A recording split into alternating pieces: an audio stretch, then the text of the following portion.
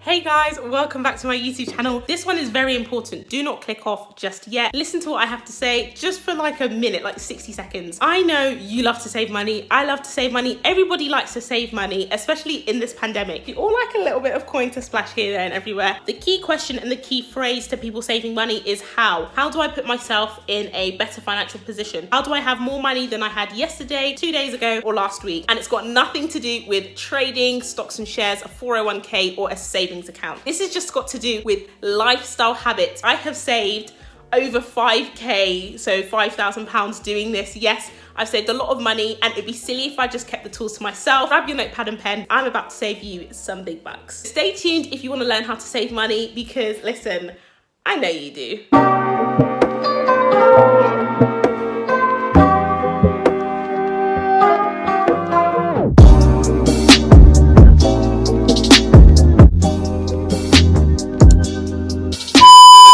Me, I love the sunshine. It was sunny today, surprisingly, so I thought, let me just put on a cheeky little sundress, let me get out and share these tips. I'm going to make this super quick. I'm going to split it into 5 different sections, and those are 5 different topics on how you can save money and make Ks in your 20s, in your 30s, 40s, 50s, 60s. It literally does not matter. So if you want to watch it in a specific order, if you want to watch it in the order that I put it in, that's okay. The timestamps are going to be in the description box below.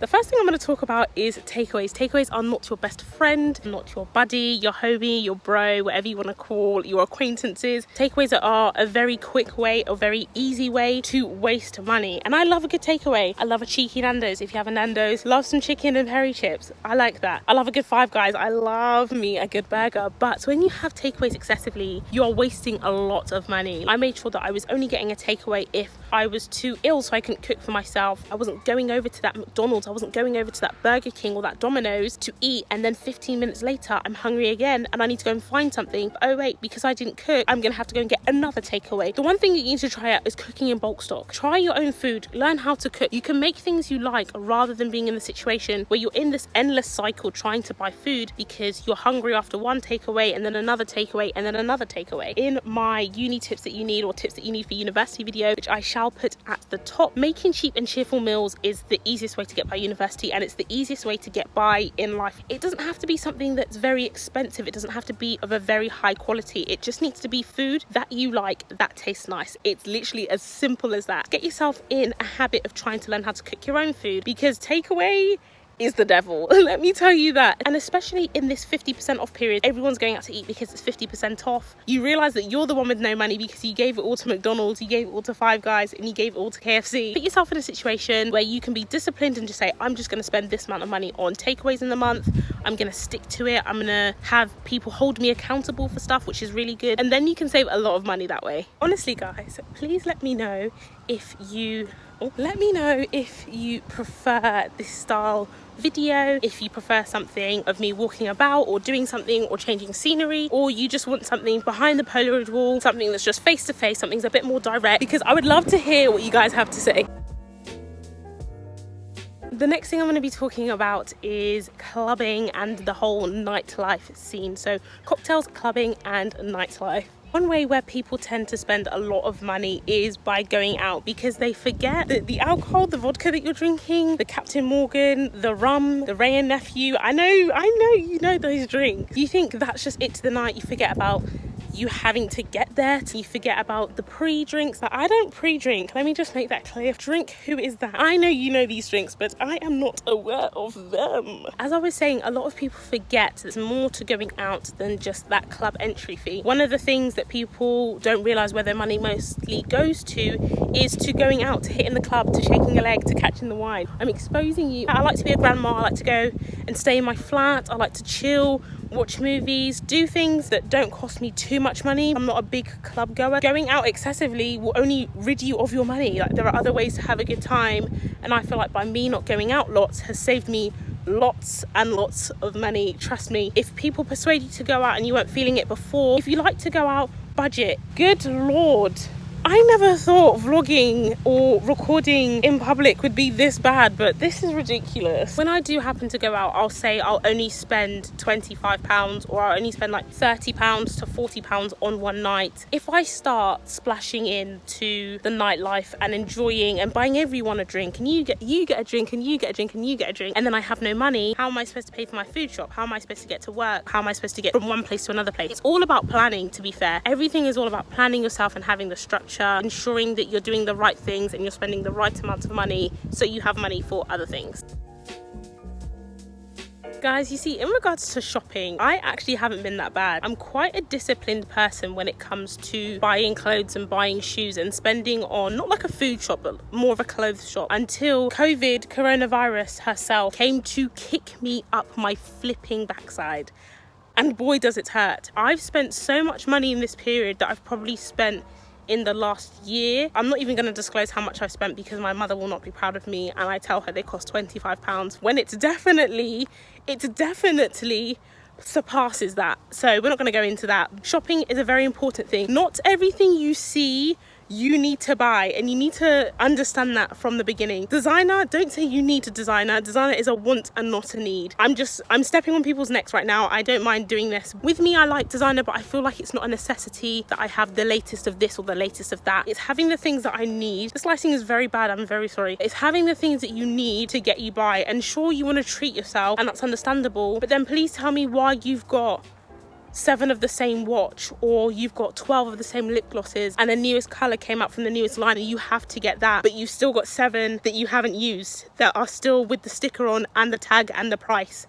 So I'm just throwing it out there. Cheeky little story time. Let me just throw that on the lighting. When I was 16, I went to a sports college and I was living with other athletes my age, and we had never met each other and we gelled like glue. It was amazing. In that, I felt a sense of freedom because I had never lived away from home before. And what was I doing? Tap here, tap here, tap here, tap here. One time I went to a shop, I put my card in, and they said my card has been declined. Not once, not twice, but 3 times. I realized that I had been overspending and I wasn't looking at my expenditure. Now I was broke. I had no money. There were not even chicken change in the bank account. Honestly, I ran home, called my mum, and I was just like, Mom, I have no money. How am I gonna live? What am I gonna do? How am I gonna eat? I had never been in a situation where I had no money. I didn't have a penny to account for. Maybe get a Monzo account. I know with Monzo, I have a Monzo account too. You can get little buckets. You can make a bucket for food, a bucket for clothes, getting to and from work. Out of those little buckets, transfer money into your main account, as it's kind of like a separate account. And you know, okay, so I've only got £30 for transport for the rest of the month or the next 2 months. How do I make sure that I'm using my money effectively? And that will allow you to physically see how much money you've got left and therefore work with your money a bit more better.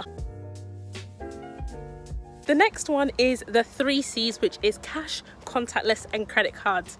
Well, okay, credit cards is 2, so let's say the 4 C's. With cash, when I had first started saving, what I would do is just withdraw money from my bank account. I would have a little brown box. It literally looked like a box. If you bought something from Apple, had a piece of paper, and I'd write down, okay, this is how much money I've taken out, this is the date, and this is the overall total of what is in the box. But then when it got to around £1,000 and £2,000 in the box, which happened quite quickly, I thought, how am I going to go to the bank and tell them, okay, here's 2k cash, where did I get it from? Oh, I've stuffed it in a box. It just didn't sound right, so I said cash, it's got to go. Plus, carrying that much cash around is not the one. It's not ideal. I haven't liked it just in case anything happens and I lose all my hard-earned savings. So that was a big no-no. With contactless, I've already kind of talked about my sports college story, how I feel. I don't know if you agree too. Let me know if you do. When I use my contactless card, I don't really register that the money's leaving my bank account. With chip and pin, which I try to use now, it gives me a couple more seconds to think, do I really need this product? Is it a necessity? Why do I need it? And then I've been given those couple of seconds to now register whether the purchase is a necessary one. Whereas with contactless, I would just tap away,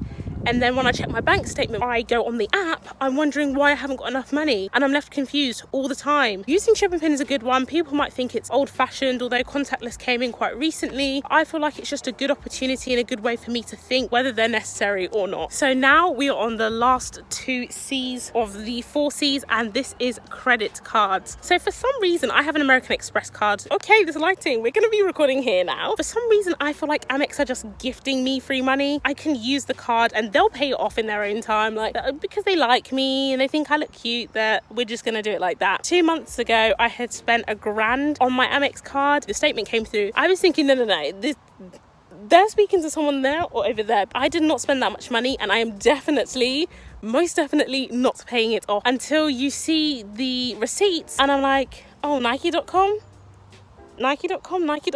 Yeah, that's I know they're really good because they allow you to boost your credit score, and everyone wants bigger loans, everyone wants better loans, until I realized that the whole paying back thing I didn't really like doing. Recently, what I've decided to do is when I use something on my credit card, I think in the first couple of days, the first kind of 2 to 3 days, how am I going to pay it off before it's due? What are you actively doing to pay off your credit card before the statement comes in? Everyone always waits till when it's due to start searching for money, or most people, when you could just be pre-planning and preparing and saying, okay, the money's going to come from when I get paid on the Friday, or the money's going to come from when my sister gives me the £50 that she owes me, which she does. Sister, if you're watching this, it's time to pay up. Actively seeking for ways that we can get the money allows us to have less stress when they're due and to have better money management.